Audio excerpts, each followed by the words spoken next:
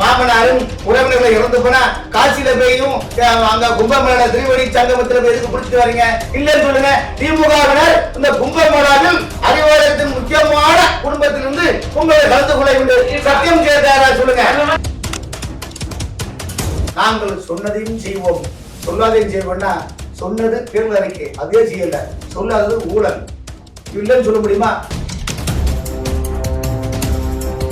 எப்படி யாரங்க காரா ஒரு நாளைக்கு 12 போலீஸ் வருது. இதெல்லாம் சொல்ல விடாம மாட்டாங்க. நீங்கள் போய் பொய்யா சொன்னால் சொல்லுங்க. அப்ப நான் சொல்றேன், நீங்கள் அத்தனை பேரும் உத்தமர் தான் சொல்லுங்கள். நிம்மதியாக ஆட்சியுடைய ஒவ்வொரு நாளையும் உங்களை ஊழல்களை தோலிட்டு காட்டுவது அண்ணாமலை செய்வார். நீங்களுடைய நிலைமை என்ன? யார்கிட்ட போய் சொல்றீங்க? ஆக இந்தியை எதிர்த்து போராட்டம் செய்த அந்த தீக்குளித்து இறந்து போன தியாகிகளுடைய பிள்ளைகளுக்கு நீங்க ஏதாவது ஒண்ணு சொன்னீங்களா? அவங்க உதவி செஞ்சீங்களா? சொல்லுங்க அண்ணா, சொல்லுங்க. இதெல்லாம் கேட்டா எப்படி கோவம் வருது? எல்லாமே செஞ்சிருக்கோம் ஐயா.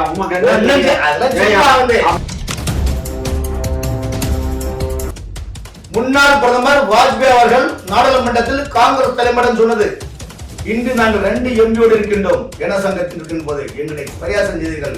எதிர்காலத்தில் இந்த தேசத்தை ஆழ்வோம், நீங்கள் முகவரி இல்லாமல் ஆய்வர்கள். யாரை சொன்னார் என்றால், அதிகாரம் வரும்போது ஒரு பேச்சு, எதிர்கட்சியா இருக்கும்போது ஒரு பேச்சு. அப்போ பிரதமரே இந்த நாட்டு தலைவரே நீங்க மதிக்காதவங்க, நீங்க தமிழ்நாட்டு மக்களை எப்படி மதிப்பீங்க? அண்ணாமலை கனவிலும் நினைவிலும் நீங்கள் அண்ணாமலை அண்ணாமலையார நினைக்கின்றீர்களோ இல்லையோ, ஆனா அண்ணாமலையின் ஒவ்வொரு கேள்வி கணைகளும் உங்கள் தூக்கத்தை கழித்துக் கொண்டிருக்கின்றன. ஆமா ஆமா.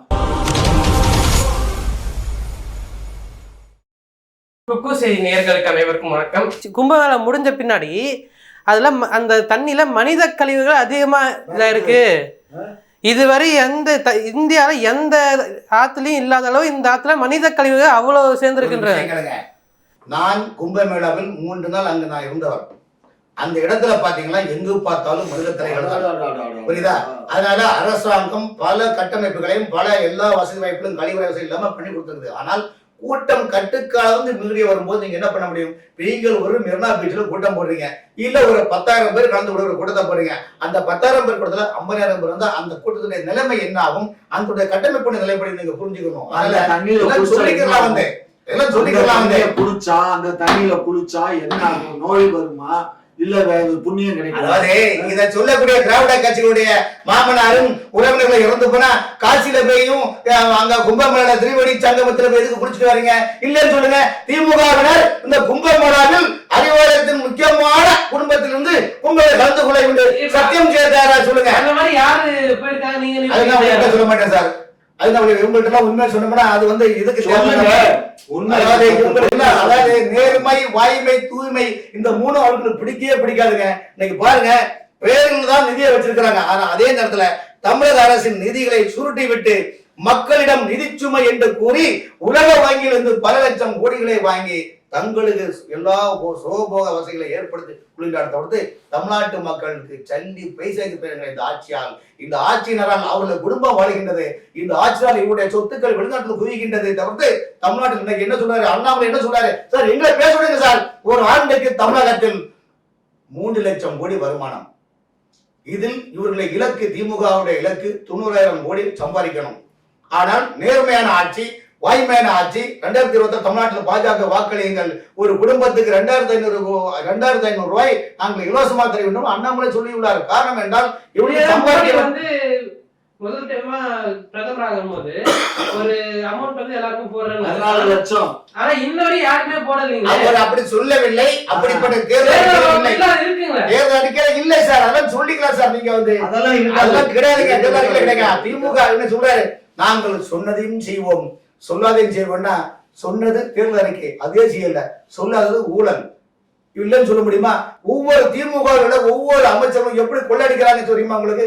எப்படி ஏமாத்துறாங்க? அண்ணன் வந்து இன்னைக்கு என்ன பண்ணுவார்? கட்சி விட்டு போக தயாரா? திமுகவுடைய ஆட்சியில் ஒவ்வொரு அமைச்சர்களும், அமைச்சர் சார்ந்த உதவியாளர்களும், அமைச்சர்கள் சார்ந்த பல ஆப்பாக்களும் என்ன செய்து கொண்டால் வெளிப்படையை நாங்கள் சொல்ல தயார். நீங்க ஒத்துக்கொள்ள தயாரா? அல்லது நீங்க குழந்தை மூலம் சத்தியம் பண்ண முடியுமா? அல்லது உங்களுடைய பிள்ளை பேரன் பேத்தி மூலம் சத்தியம் கேட்காரா? எல்லாம் ஏமாத்தாதீங்க சார். மக்களை வாழ விடுங்க, மக்களை நிம்மதியா வாழ விடுங்க. உங்களுக்கு தேவை கால் எந்திரிச்சு சாராயங்களை திறந்து வைக்கணும். எவன் எப்படி போனா என்ன, எந்த குடும்பத்துல எந்த பொம்பளை இறந்தா என்ன, எந்த குடும்ப தலைவர் இறந்தா என்ன, உங்களுக்கு அதுபடி கவலையே கிடையாது. காலையில வந்து கல்லாவும் நினைக்கணும். இதுதான் நிலைமை. இதான் அண்ணாமலை சொல்லும்போது உங்களுக்கு வயலா எழுது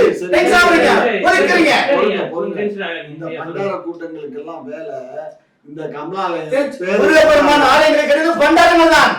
பண்டாரம் என்பது ஒரு ஆன்மீக வார்த்தை. பண்டாரம் என்பது சனாதன வார்த்தை. பண்டாரம் என்பது தேசத்தையும் தமிழகத்தையும் ஆன்மீக சிந்தனை உள்ள மாநிலமாக இருக்கிறது. பண்டாரங்கள் தான். திருச்செந்தூர் கோயில் கிடையாது, பண்டாரங்கள் தான். ஆகவே பண்டாரம் சாதனமாக நினைக்கிறார்கள். எப்படி யார் இந்த சாரா, எப்படி யார் இந்த காரா? ஒரு நாளைக்கு 12 சொல்ல விடாம மாட்டாங்க. நீங்கள் பொய்யா சொன்னால் சொல்லுங்க. நான் சொல்றேன், நீங்கள் அத்தனை பேரும் உத்தமர் தான் சொல்லுங்கள். உங்கள் ஆசை பார்த்து கொள்ளுங்கள். கௌதமி எதுக்கு போச்சு, காயத்ரி நாகராஜ் எதுக்கு போனாங்க, மற்ற பெண்கள் எல்லாம் எதுக்கு நான் சொல்லுவேன். கதை சொல்லுவீங்க. ஒவ்வொரு மாவட்ட திமுகவில் ஒவ்வொரு 38 மாவட்டத்திலையும் திமுகவில் ஒவ்வொரு முதல்ல 10 கோஷ்டி 15 கோஷ்டி. எதுக்கு நீங்க அதிமுக வந்த மாவட்டத்தில் 2 தொகுதியா பிரிச்சு அவங்களுக்கு மாவட்ட கட்சியிலும் போயிடக்கூடாது. கட்சி ஆட்டம் கொண்டுள்ளது. தமிழ்நாடு முழுவதும் ஆளுங்கட்சியில் கிடைத்தால் ஆட்டம் கொண்டுள்ளது. அந்த ஆட்டத்தை காண வைத்தவர் அண்ணாமலை. உங்களால் முடியாது. ஆகவே தான் 2026 எப்படியாவது ஆட்சி அமைக்கணும். அதிமுக எப்படி போன நமக்கு என்ன, அப்படி அண்ணாமலை எப்படி பேசினா என்ன. ஆனால் திருவண்ணாமலையா இருக்கிறார் இல்லையோ, ஆனால் அண்ணாமலை உங்களை நிம்மதியாக ஆட்சியுடைய ஒவ்வொரு நாளையும் உங்களை ஊழல்களை தோலிட்டு காட்டுவது அண்ணாமலை செய்வார். சரி, அண்ணாமலை ஒரு ஆடு குட்டியை தூக்குன பார்க்கலாம். அது ஆடுகள் எல்லாம் மேய்கிற மணிக்கு ஒரு படம் வந்துச்சு. அது என்ன பிரபஞ்ச வரலாறுல இயேசுநாதர் ஆடி மேய்ச்சாரு, கிருஷ்ணர் ஆடி மேய்ச்சாரு. ஆடு என்பது இந்த நாட்டினுடைய தொழில் மட்டுமல்ல. ஆடு அதாவது ஆடு மாடு கோழிகளை எல்லாம் கால்நடைகளை நம்முடைய தெய்வமாக பார்க்கின்றோம், அன்பாக பார்க்கின்றோம், வீட்டில் ஒரு பிள்ளையாக பார்க்கின்றேன். ஆகவேதான் இயேசுநாதரை நீங்கள் ஆடு ஏன் மேய்ச்சல் கேள்வி கேட்டால், இயேசுநாதர் ஏன் ஆடு மேய்ச்சல் நீங்கள் கேள்வி கேட்க தயாரா? சொல்லுங்க. இதுவரைக்கும் என்ன சொன்னீங்க? ஈடி ஐடி என்பது ஆளுங்கட்சியின் ஏவல் துறை சொன்னீங்க. இன்னைக்கு யாராக இருந்தாலும் யார் தவறு செய்தாலும் ஈடி ஐடி தன் கடமை செய்தது. இதை ஒண்ணு நீங்க யோசிக்கிறீங்களா இல்லையா? 2வது துரைமுருகன் அமைச்சர், கனிமவளத்துறை அமைச்சர். எதுக்கு துரைமுருகன் அமைச்சருடைய இல்ல கம்பெனிகளையும் நிதி நிறுவனங்களையும் யார் மூலமாக ஈடி ஐடி ரெடி பண்ணது? ஆனால் செந்தில் பாலாஜியை காப்பாற்ற வேண்டும் என்ற திமுக தலைமை ஏன் துரைமுருகனை கட்டி விட்டீர்கள் என்று உங்களால் சொல்ல முடியுமா? என்னால் சொல்ல முடியுமானால் நான் வெளி உலகத்தில் அதை சொல்ல விரும்பவில்லை. இதெல்லாம் கப்சா உண்மை சார். சொல்லுங்க சொல்லுங்க என்னன்னு. அதாவது உங்க எல்லாம் நினைக்க பார்க்கும்போது எம்ஜிஆர் சொல்றாரு, புத்தன் மறைந்து விட்டார், அவன் போதனை மறையவில்லை, சத்தியம் தோற்றதுண்டா, உலகில் தர்மம் அழிந்ததுண்டா என்பது தர்மத்தின் நிலைதனில் தான் பிரதமர் ஆட்சி அமைக்கின்றார். நீங்கள் அதர்மத்தை நாடு சொல்லுகிறீர்கள், தர்மானங்கள் நீங்கள் அதர்மம் வழியா போகிறீர்கள். தர்மத்தை நிலைநாட்டுங்கள், தமிழ்நாட்டு மக்களை வாழ விடுங்கள் என்றுதான் அண்ணாமலையும் சொல்லுகின்றார் என்பது உங்களுடைய பதிவு சொல்றேன். சார் உண்மை சார். அண்ணாமலை மட்டும் இருந்தால் தமிழகத்தில் நீங்கள் பந்தி பேர் சுருட்டி தூக்கி கொண்டு சொல்லிருப்பீங்க சார். மக்களை ஏமாத்தாதீங்க. எல்லா நாட்களும் நீங்க வந்து எப்படி ஒரே மாதிரி இருக்காங்க. இருமையா கொஞ்சம் பொறுமையா பேசும். எதுக்கு இவ்வளவு நீங்க பேச பார்த்தா உங்க கட்சி தலைமை வந்து சத்தியம் தவறாது உத்தமன் போலவே நடிக்கிறான், சமயம் பார்த்துன்னா ஆளுங்கட்சி வந்து கொள்ளை அடிக்கிறான். சொல்லுங்க. நாங்க கொள்ளையடிக்கிறோமா இல்ல நாங்க செலவு பண்றோமாங்கிறது மக்களுக்கு தெரியும். 3வது கண்ணுன்னு ஒண்ணு இருக்கு. அங்க ஒன்றிய அரசு எங்களை பார்த்துக்கிட்டு தான் இருக்கு. ஆகையினால நீங்க அதை வந்து தவறா நினைக்க வேண்டாம். எங்களுக்கு ஒன்றிய அரசு சொல்ற கேள்விக்கு நாங்க பதில் சொல்லுவோம். நாங்க வருமான வரி கட்டுறோம், சொத்து சம்பாதிக்கிறோம், இல்லைன்னு சொல்லல. யோக்கியமாறன் செம்படுத்து உள்ள பேர் நீங்க சொல்றீங்க. யோக்கியமாறன் செம்படுத்து உள்ள பேர் சொல்றீங்க. அதெல்லாம் சும்மா இருக்கு சார். கண்ணே, இப்ப நமக்கு தர வேண்டிய பணத்தையும் இந்த இந்தியும் வந்தாங்கனால இந்திக்கெல்லாம் ஏற்கனவே சிறைக்கு போய் வந்தவன். சரியா? Right sir. இதுக்கு வாய்ப்பு கொடுங்க சார்.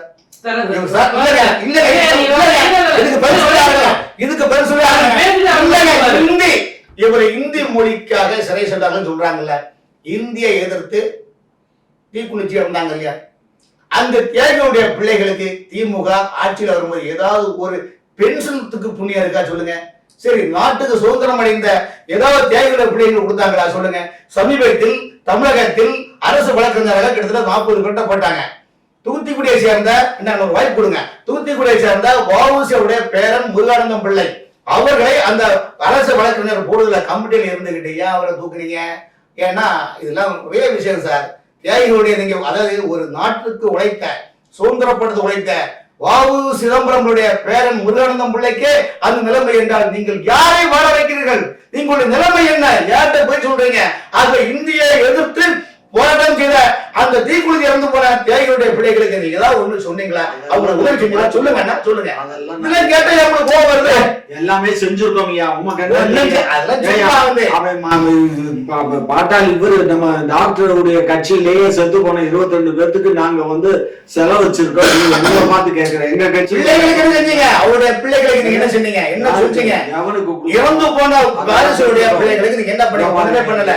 நீங்க இப்ப எல்லாமே கண்டதை காட்சி கொண்டதை குணம் வெந்த பொருளை சாப்பிட வேண்டும் வேகத பொருளுக்கு கடாச வேண்டும் என்ற மனநிலையை நீங்கள் அரசு நடத்துகிறீர்கள். அதனால்தான் திமுகவிலும் இந்த கட்சிக்கு உழைத்த பல முன்னோடிகள் சைலண்டா இருக்கிறாங்க. அது புரிஞ்சுடுங்க. நீங்க ஆட்சி அதிகாரத்தில் இருக்கனால அந்த பேசுறீங்க. எதிர்கட்சி நீங்க பேசுறீங்களா? பேச மாட்டீங்க. நீங்க பேசணும். நான் ஊர்ல வெளியில் நடமாடுவது ஆமா ஆமா உண்மை சொன்னா பாருங்க. உண்மை சொன்னா அந்த மாதிரி பேச முடியுமா? இந்த யாரை சார் அப்ப ஜனநாயகத்தின் கொள்கை நீங்க நசிக்கிறீங்களா? நசிக்கிறீங்களா சார்? ஜனநாயகத்தின் கொள்கையோ கேப்டன் நீங்க நசிக்க போறீங்களா? அப்ப உங்களுக்கு நோக்கம் என்ன? ஆட்சி அதிகாரம் வந்து விட்டால் என்ன வேணும் செய்யலாம், வானத்தை வில்லாக படிக்கலாம் கொண்ட மனிதனை மட்டும் நினைக்கின்றார்கள். காலம் எப்போதும் ஒரு மாதிரி ஒரே போல இருக்காது. வான வில்லு தாயா, வான ஒண்ணு இதுக்கு தட்டை கிடையாது, அது உருண்டை, அது வில்லா தான் இருக்குது. அதை போய் நாங்க என்னத்த போய் உங்க மனிதனை சொல்றேன், உங்களுடைய மனிதனை சொல்றேன் சார். சும்மா இருங்க சார். சார் நீங்க பொய்யிலே பிறந்து பொய்யிலே ஜனதா கட்சியினுடைய பார்வையாளர் மட்டும் அல்ல, அதனுடைய சொம்படிக்கிற சொம்பு வியாபாரி. நீங்க சொன்னா உங்களுக்கு கோவம் வரும். பாரதிய ஜனதா கட்சி இந்த தேசத்துல எப்படியாவது உள்ள வந்து வைத்துக் கொள்ளுங்கள். முன்னாள் பிரதமர் வாஜ்பாய் அவர்கள் நாடாளுமன்றத்தில் காங்கிரஸ் தலைமையிடம் சொன்னது, இன்று நாங்கள் 2 எம்பியோடு இருக்கின்றோம், ஜனசங்கத்தில் இருக்கின்ற போது எங்களை பரியாசம் செய்தீர்கள். எதிர்காலத்தில் இந்த தேசத்தை ஆழ்வோம், நீங்கள் முகவரி இல்லாமல் ஆய்வர்கள். யாரை சொன்னார் என்றால் கம்யூனிஸ்ட் கட்சி. ராகு கேதுவான கம்யூனிஸ்ட் கட்சிக்கும் காங்கிரஸ் கட்சிக்கும் சவால் விடுத்தார். இந்த நிலைமை என்ன? 27 ஆண்டுகளுக்கு பிறகு மீண்டும் டெல்லி மாநிலத்தை கைப்பற்றியுள்ளோம். ஆகவே 2026 தமிழகத்தில் தாமரை மலரும் என்ற நிலைப்பாடு கண்டிப்பாக வந்து கொண்டாகும். அப்போது திராவிட கட்சி நீங்கள் பார்த்து கொண்டிருக்கிறதா? அண்ணாமலை அவர்கள் அரசியல் இல்லாம உதயநிதி அறிக்கை விட்டுருக்காரு. நீங்க எப்படிங்க பாக்குறீங்க? அது மிகப்பெரிய தவறு. திரு அண்ணாமலை வந்து ஒரு IPS ஆபீசர். அவர் வந்து போடா வாடா பொட்டக்கண்ணான்னு ஒரு டெப்டி சிஎம் பேசுற அளவுக்கு வந்து தவறு. நீங்க பிரதமர் பேசலாமா? ஒரு நாட்டினுடைய பிரதமர் கோபேக் மோடி. ஆமா, கோபேக் மோடி 2012 உங்களை என்ன ஆக்கணும் அது மாதிரி ஆக்கிடுவோம். எங்கள் தமிழ்நாட்டில் யார மோடி ஆனாலும் தளபதி ஸ்டாலின் இங்க வர முடியாது என்று அறைகோள் கொடுத்தது கனிமொழி அவரை கொடுத்தாரா இல்லையா? சொல்லுங்க. அப்போ அதிகாரம் வரும்போது ஒரு பேச்சு, எதிர்கட்சியா இருக்கும்போது ஒரு பேச்சு. அப்போ பிரதமரே இந்த நாட்டு தலைவரே நீங்க மதிக்காதவங்க, நீங்க தமிழ்நாட்டு மக்களை எப்படி மதிப்பீங்க? சொல்லுங்க. கோபேக் மோடினா என்ன அர்த்தம்? என்ன அர்த்தம்? பிரதமர் திரும்பி போக. பிரதமர் திரும்பி போங்க. கோபேக் மோடினா மோடி ஐயா நீங்க திரும்பி போங்கன்னு அர்த்தம். அது தவறான வார்த்தையா? என்ன பேசுறீங்க? பிரதம மந்திரி ஒரு நாட்டுல இருக்க மாநிலத்துக்குள்ள வரும்போது கோபேக் மோடின்னு சொன்னா எப்படிங்க இருக்கும்? அப்ப அவர் இந்த நாட்டுல இருப்பா, கொஞ்சம் பொறுமை காத்துக்க. இவங்க தமிழ்நாட்டுல கூட திமுக ஆட்சிக்கு வரும்போதுதான் இவர்களுக்கு தன்னை மற்றவர்களோட டிஃபரன்ஸா காட்டிக்கணும். அதுக்காக ஒரு நாடகம். 40% இது பண்றாங்க ஜிஎஸ்டில. நம்ம வந்து வரி கொடுக்கிற மாநிலத்துல நம்ம மீண்டும் அரைச்சமாவலே வந்து நிக்காதீங்க. அதுக்கான விளக்கங்கள் சொல்லியாச்சு. ஜிஎஸ்டி வரி யாராருக்கு எப்படி போது, என்ன மாதிரி ராணுவத்துக்கு, கல்வித்துறைக்கு எவ்வளவு போது எல்லாம் விளக்க முடியும். சும்மா சும்மா விளக்க முடியும் சொல்ல முடியுமா? சொல்லுங்க. 40 கொடுக்குறீங்க, என்கிட்ட தானே அதிகமா வரி வாங்குற. அப்ப எங்களுக்கு எவ்வளவு கொடுக்கணும்? 50% எங்களுக்கு கொடுக்கணும். நீ அங்க 40 கொடுக்குற, அவன் என்ன வரி கொடுக்குறான் ஆண்டுக்கு? நாங்க எவ்வளவு வரி கொடுக்குறோம்? இந்தியாவிலேயே 2வது இடத்துல இருக்கோம் வரி கொடுக்குற மாநிலம் தமிழ்நாடு. அப்படிப்பட்ட மாநிலத்துக்கு வெறும் 29 பைசா தம்பி. இதெல்லாம் எவ்வளவு பெரிய வைத்தறிச்ச இவங்க போட்டு கான்ட்ராக்ட் கொடுத்து ஒர்க் ஆரம்பிச்சாச்சு. அதுக்கு ஒழுங்கா பேமெண்ட் கொடுக்கறது இல்ல. அன்னைக்கு மேடையில வச்சு பேசுனதுக்கு அப்புறம் அதுக்கப்புறம் 1000 கோடி ரிலீஸ் பண்றாங்க. இது மாதிரி எப்ப பார்த்தாலும் தூங்கிட்டே இருந்தாக்க அரசு தூங்குனா உருப்பிடுமா? இது தூங்கு மூஞ்சி அரசு. எப்ப டெல்லி ஓயுதோ எப்ப ஒளியுதோ அன்னைக்குதான் இந்த நாடு முழுவதும் காவி சாம்ராஜ்யம் சார். இந்தியா முழுவதும் காவி சாம்ராஜ்யம் வந்தாச்சு. இனி தமிழ்நாட்டில் 2026 தமிழ்நாட்டுல காவி சாம்ராஜ்யம் வரக்கூடாது. போறீங்க. இந்த பண்டாரங்கள் கூட்டம், இந்த பரதேசிகள் கூட்டம் தமிழ்நாட்டுல ஒரு காலம் வர முடியாது. பொறுத்து பாருங்க. நாங்க என்னத்தை பொறுத்து பாக்குறது? இதே பண்டாரங்கள் கூட 2 முறை சட்டமன்ற தேர்தலையும் 1 முறை நாடாளுமன்ற தேர்தலையும் கலைஞர் கூட்டணியில இருந்து மந்திரி சபையில் சுகபோகங்களை அறிவித்ததும் இதே பண்டாரங்கள் கட்சியில இருந்து நீங்க கூடாது. அன்னைக்கு நாங்க கொடுக்கலைன்னா அன்னைக்கு நீங்க எனக்கு வாயில் எப்படி வருது? அன்னைக்கு வாஜ்பாய் எங்க வந்தாரு? ஏங்க வாஜ்பாய் பத்தி நீங்க பார்த்து பேசித்தான் இருக்கீங்க, பார்த்துதான் இருக்கீங்க. ஆனா நேரடியா நான் அவரோட பேசணும்னா அவரு கூட மேடையில உட்காந்துருவேன். புரிஞ்சுக்கோங்க. அவரு ஒரு தெய்வ பிறவி வாஜ்பாய் எல்லாம். அவரு அதே மாதிரி அத்வானி அது மாதிரி அவங்களெல்லாம் நீங்க ஓரம் கட்டி விட்டு இன்னைக்கு நாங்க தான் பெருசு, நாங்க தான் கொம்புன்னு சொல்லிட்டு என்ன பாரத பிரதமரை நிக்க வச்சு பாரத பிரதமர் அன்னைக்கு அத்வானிக்கு பாரத ரத்னா விருது கொடுக்குற இடத்துல இந்த அம்மா நிக்குது. இவர் கால் மேல கால் போட்டு அத்வானி உட்கார்ந்து இருக்காரு. அவருக்கு பக்கத்துல ஐயா கால் மேல கால் போட்டு பிரைம் மினிஸ்டர் உட்கார்ந்து இருக்காரு. அந்த அம்மா கையை கட்டி ஐயோ அம்மா பாவம் போல நிக்குது. இதெல்லாம் என்ன தம்பி? இதுக்கு மேல என்ன? அந்த ஜாதி புத்தி வருது இல்ல? நீங்க ஜாதி பத்தி அதாவது இந்த இது நீங்க பேசாதீங்க. சும்மா நீங்க மட்டும் ஜாதி பார்த்து கொடுக்க சும்மா. அதாவது ஒரு தலைமை பண்பாடு உங்கள்கிட்ட இல்லையே. தலைமை பண்பாடு பார்லிமெண்ட் கட்டணம் திறப்பெல்லாம் யார் கண்ட்ரோல்? ஜனாதிபதி கண்ட்ரோல். ஜனாதிபதி தான் அதனுடைய தலைவர். அவங்களே விட்டுட்டு என்னன்னு கேட்டாக்க அந்த அம்மா தீட்டம். சார் ஒரு விஷயம் கேளுங்க. நீங்க யாருமே நினைக்காத அதான் சொல்ல உங்களுடைய கற்பனை குறுக்கு புத்தி எப்படிலாம் போது பாத்தீங்களா? மக்களை இப்படி ஏமாத்தணும். ஏன் உங்களுக்கு இந்த மாதிரி சிந்தனை வருது?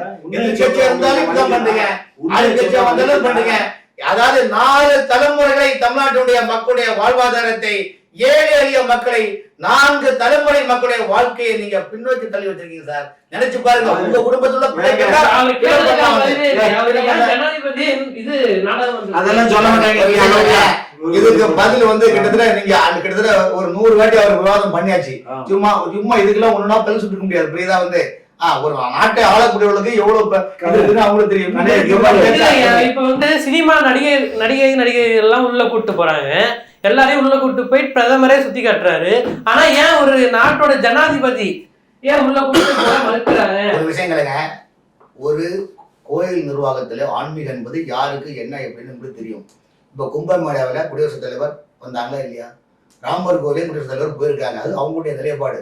புரியுதா? அது அவங்களுடைய நிலைப்பாடு. ஆனா அதுதான் அண்ணாமலை கேட்டாரு, இனிமேல் கோபேக்குன்னு போட்டு சொன்னீங்கன்னா நாங்க பால்டாயில் பாப்புன்னு சொல்ல காரணம் இதுக்கு மேல உள்ள வராதிங்க. நீங்க திரைப்படத்துறையே சொன்னால்தான் அந்த ஒரு வார்த்தை சொல்றாங்க. வார்த்தை என்பது எப்படியும் நாவடக்கம் தேவை. திமுக நாவடக்கம் தேவை. அண்ணாமலைக்கு சொல்லி கொடுங்க, போய் டியூஷன் எடுங்க. அண்ணாமலை சொன்னதெல்லாம் கரெக்ட் தான். நீங்க அப்ப நீங்க மட்டும் கேள்வி கேட்டே இருக்கிறோம்.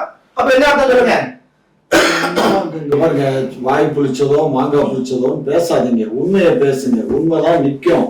நான் யதார்த்தவாதி. நான் தப்பெல்லாம் பேசவே மாட்டேன். உண்மையை தான் பேசுவேன். நடந்ததை தான் பேசுவேன். நடக்காத உண்மை நான் கட்டுக்கதையெல்லாம் பேச மாட்டேன். இயல்பான ஆளு நான். இந்த பாரதிய ஜனதா கட்சி ஆட்சிக்கு அங்க சிறப்பான முறையில மற்ற மாநிலங்கள்லாம் ஆட்சி இருந்தா இவர் ஆட்சிக்கு வர்றதுக்கு முன்னாடி 2 கோடி மக்களுக்கு ஆண்டுக்கு 2 கோடி மக்களுக்கு வேலை வாய்ப்பு தருவேன்னாரு. ஆமா பண்றாங்க. சிறு தொழில் மட்டும் லோன் கொடுக்குறாங்க. எவ்வளவு விஷயங்களுக்கு அதுக்காக உங்களுக்கு நீங்க மாட்டீங்க. நீங்க 4 ஆண்டுகளில் வெளிநாட்டில் சென்று கொண்டு திட்டங்கள், தமிழ்நாட்டில் வெளிநாட்டு அதிபர்களை வரவழைத்து என்ன நீங்க பண்ணீங்க? எல்லாம் டிராமா, மாயப்பச்சார் மாதிரி, ஜி பூம்பா மாதிரி நாடகம் நடத்திக்கிட்டு யாரு நீங்க என்ன பாருங்க, பொய்யா சொல்லுங்க. நெல்லிக்க போட்ட அவுத்துக்கிட்டே இருக்காதீங்க. மக்கள் உங்களை நம்ப மாட்டாங்க. என்ன தம்பி, ஒரு விஷயம் நல்லா இது எதுக்கு நான் சொல்ல வரேன்னா, என்னதான் இவரு 40%, நாம 35% இப்படி எல்லாம் மற்ற மாநிலங்களுக்கு கொடுத்தா கூட, பீகார், உத்தரப்பிரதேச, ராஜஸ்தான், மத்திய பிரதேசம் இதெல்லாம் இப்ப அங்க இருக்க தொழிலாளிகள்லாம் அங்க இருக்க வேலை வாய்ப்பு இல்லாம அந்த மக்கள் கிட்டத்தட்ட 1.5 கோடி மக்கள் இன்னைக்கு தமிழகத்துக்கு வந்திருக்காங்க. அப்ப தமிழகம் வேலை வாய்ப்புக்கு இங்க ஒரு திறவுகோலா இருக்கா இல்லையா? உங்களை மாதிரி ஏமாத்தலையே அவர்கள் உழைத்து தன்னுடைய அம்மா அப்பா கஷ்டப்பட்டு அனுப்புறாங்க. அவன் உங்களை மாதிரி ஏமாத்தலையே, ஆட்சி அதிகாரத்தை வைத்துக் கொண்டு ஏமாத்தலையே. மாநிலத்துல இருக்கவனுக்கு வேலை கொடுக்க உங்களுக்கு துப்பு இல்ல, துவை இல்ல. அந்த மாநிலத்துல இங்க படையெடுத்து ஒரே ஒரு கேள்வி கேட்கிறாங்க. இந்தியாவில் உள்ள மாநிலங்களில் அமைச்சருடைய சொத்துப்படி விடுவாங்க. உங்க கட்சியில தலைமையில இத்தனை வருஷம் ஆட்சி அமைச்சீங்களா? உங்க கட்சியில மாமை மச்சான் கொண்டான் கொடுத்தா அத்தனை பேர் சொத்துப்பட்டு விடுங்க. நீங்க ஆரம்பத்தை எப்படி இருந்தீங்க? சார் உழைப்பை நம்பி அவங்க இருக்கிறாங்க சார். உழைப்பை நம்பி இருக்கிறாங்க. ஏமாற்றல, போய் சொல்லுங்க. கிடைச்சா சாப்பிட்டு அவங்க பாட்டுக்கு இருக்கிறான். வந்து உங்களை மாதிரி போய் சொல்றானா இல்லையா சொல்லுங்க.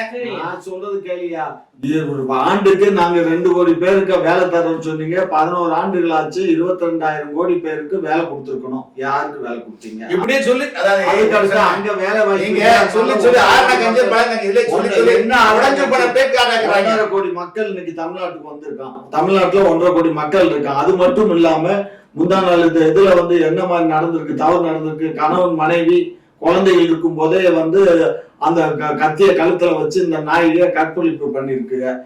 இதெல்லாம் வந்து ஏத்துக்க கொள்ளக்கூடிய விஷயமா தான்பா சார். இது வந்து சட்ட ஒழுங்கு சம்பந்தமானது. நீங்கள் தமிழ்நாட்டுல பொறுத்தவரைக்கும் தமிழ்நாட்டுல யாராக இருந்தாலும் சட்டம் தன் கடமை செய்யும். காவல்துறையுடைய கைகளை நீங்க கட்டி வச்சுக்கிட்டு நடவடிக்கை எடுக்கிறீங்கன்னு என்ன அர்த்தமாகும்? ஆகவே அங்க நல்ல எடுத்து கொடுத்துட்டாரு. அமெரிக்கால இருந்து நம்ம நாட்டுக்கு தொழில் செய்ய போனவங்கள, வேலை பார்க்க போனவங்கள கால் விலங்கு கை விலங்கு மாட்டி 48 மணி நேரம் அதாவது அறிவியல்தனமா பேசுற பாருங்க. ஒரு விஷயம் கலைங்க, உலக நாடுகளில் ஒவ்வொரு நாட்டுக்கும் ஒரு நார்ம்ஸ் இருக்குது. பாஸ்போர்ட் எடுத்து முறைப்படி விசா எடுத்து நீங்க வரணும்.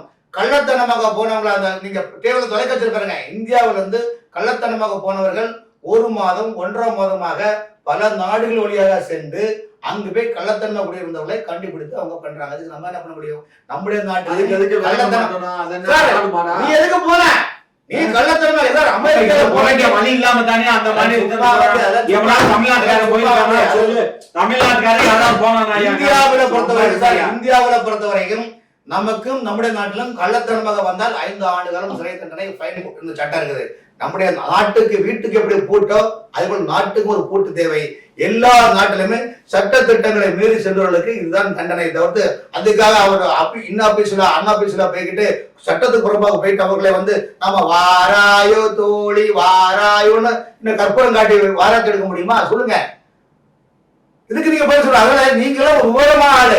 வெளிநாட்டு கொள்கையில வந்து வெளியுறவு கொள்கையில வந்து நீங்க ஒரு ஆபீஸ் வச்சிருக்கீங்கன்னா எல்லாரும் நீங்க ஆபீஸ் விட்டுட்டு இருப்பீங்களா? சொல்லுங்க. இங்க பாருங்க, உங்க அண்ணாமலைகிட்ட போய் சொல்லுங்க. நாயுடு சார் சொன்னாரு, எங்க துணை முதலமைச்சர் சொன்னாரு, எங்களுக்கு வர வேண்டிய நமக்கு தமிழ்நாடு அரசுக்கு வர வேண்டிய நியாயமான பணங்களை வாங்கி கொடுங்க. நீங்க இந்த மக்கள்கிட்ட தானே நீங்கள் இப்ப தேர்தலில் நின்று ஓட்டு கேட்க போறீங்க. நீங்க தான் சொல்றீங்க அண்ணாமலை எங்கு நின்றாலும் சாதாரண தொண்டரை நிக்க வைத்து திமுக வெற்றி பெறும், அண்ணாமலையை தோற்கடிப்பதை எங்களை சேர்ந்து விடுங்க. அப்ப உங்களுடைய எண்ணம் இல்லை. அண்ணாமலை கனவிலும் நினைவிலும் நீங்கள் அண்ணாமலையார நினைக்கின்றீர்களோ இல்லையோ, ஆனா அண்ணாமலையின் ஒவ்வொரு கேள்வி கணைகளும் உங்கள் தூக்கத்தை கலைத்துக் கொண்டிருக்கின்றன. ஆமா ஆமா. இப்ப வந்து விகடன் டிவி பிரதமரும் அமெரிக்கா பிரதமரும் சேர்ந்த மாதிரி ஒரு அட்டைப்படம் வெளியிடுச்சு. அதுக்கு உடனே இந்திய கவர்மெண்ட் என்ன பண்ணுது, விகடன் டிவியோட வெப்சைட்டை முடக்குது. அப்ப நீங்க வந்து பத்திரிகையாளர் சுதந்திரத்தை முடக்குறீங்களா? எப்படி சுதந்திரத்தை பத்தி நீங்க கேக்குறீங்க? தினகரன் பத்திரிகையை எரிச்சது யாரு சார்? ஷியாம் தராசு பத்திரிகையை முடக்குனது யாரு சார்? சவுக்கு சங்கரை அரெஸ்ட் பண்ணது யாரு சார்? ரெட்மிக்ஸ் அரெஸ்ட் பண்ணது யாரு சார்?